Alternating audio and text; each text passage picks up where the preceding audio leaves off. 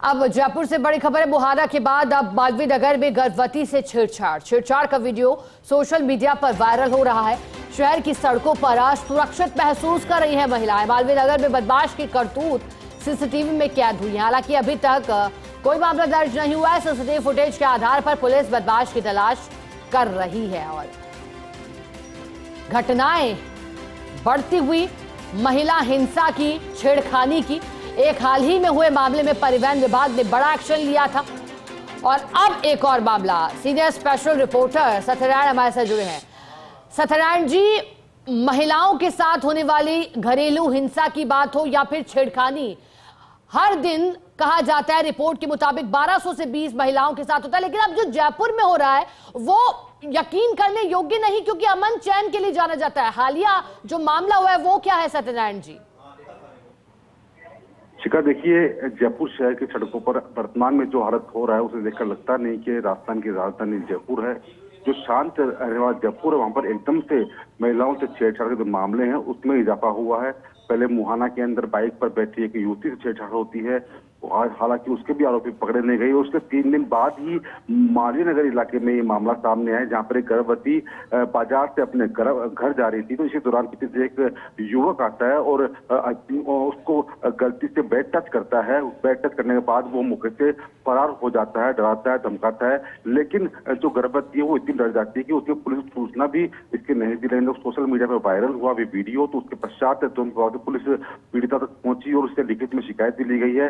अब CCTV footage के आधार पर बदमाश की तलाश की जा रही है। हालांकि इस घटना का, इस वीडियो का चारों तरफ इसका जो है विरोध शुरू हो चुका है। महिला संगठनों ने इसका विरोध किया है और ये पुलिस से उम्मीद करते हैं कि इस प्रकार की घटना को रोकने के लिए जो ये बदमाश है ऐसी गिरफ्तारी होनी चाहिए, क्योंकि मानसिक रूप से विकृत है। तो ऐसे में इन व्यक्तियों का इलाज काफी जरूरी है। शिक्षा, जैसा कि खुद पुलिस कमिश्नर सत्यम मित्तल ने पिछली बार कहा था कि ऐसे व्यक्तियों का इलाज जरूरी है। पुलिस इनका इलाज जानती है, लेकिन इनका गिरफ्तार होना जरूरी है। तो ऐसे में पुलिस अब वो फुटेज के आधार पर इस बदमाश की तलाश कर रही है जिससे कि इसको गिरफ्तार किया जा सके। शिखा, सत्यनारायण जी, जैसा कि आपने बताया, वाकई अब चिंता का विषय भी है और आपने भी ठीक कहा कि राजधानी जयपुर में ये सब होना वाकई हैरान करता है, परेशान करता है। सत्यनारायण जी, क्या अब तक मामला दर्ज हुआ है? क्या पहचान हो पाई है? क्योंकि पहले भी नामजद कर लिया गया था सांगानेर वाली घटना में, क्या इसमें भी कर लिया गया है आरोपी को नामजद?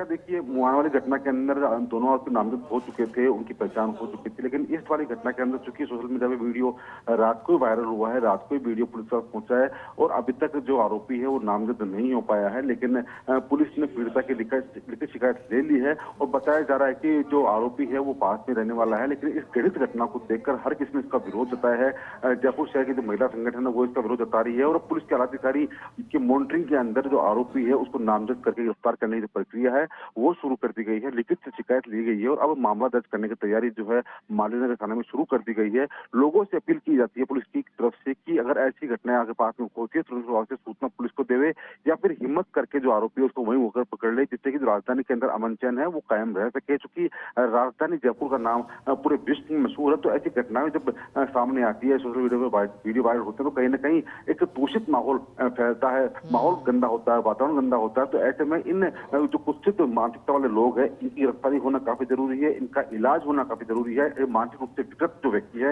इनका इलाज जब तक पुलिस नहीं करेगी तब तक घटनाओं में कभी नहीं आ सकती। तो ऐसे में इनको गिरफ्तार करने के पश्चात इनका जो इलाज है वो काफी जरूरी हो जाता है। शिखा, बिल्कुल। और सत्यनारायण जी, वाकई जो गुलाबी नगरी है उसकी पहचान भव्य किलों ऐतिहासिक महलों के लिए है और बदनाम करने की जो कोशिशें हो रही हैं या ऐसी घटना है, वाकई उसकी कोई जगह नहीं है। और आपने ठीक कहा, उम्मीद यही है कि जल्द ही एक्शन होगा मामले में। बहुत शुक्रिया सत्यनारायण जी आपका खबर पर साथ जुड़ने के लिए, विस्तार से जानकारी के लिए। और ये देखिए तस्वीरें भी आ चुकी हैं जिसका जिक्र हमारी सहयोगी और सीधे स्पेशल रिपोर्टर कर रहे थे।